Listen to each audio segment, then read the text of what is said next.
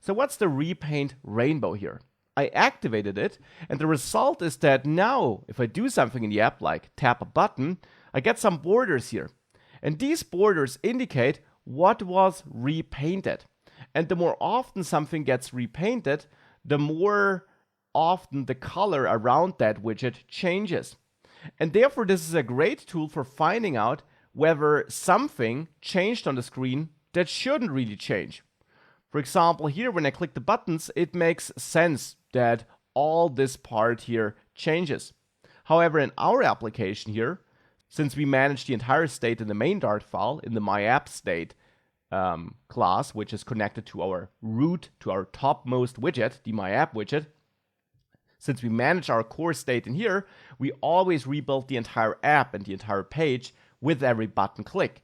That's the reason why we also see boundaries or borders, green borders, around our app bar, for example, because that's also rebuilt when our chosen question changes.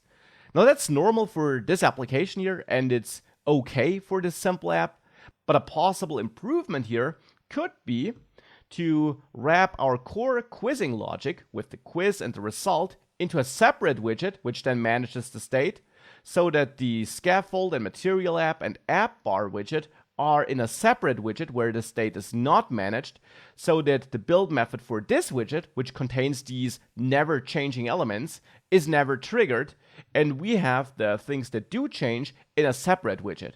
That would be one possible optimization which won't matter here, but which we will apply later in the more complex apps we're building to ensure that we really only trigger the build method on the widgets that did change and not trigger it on unrelated widgets which don't really need to update.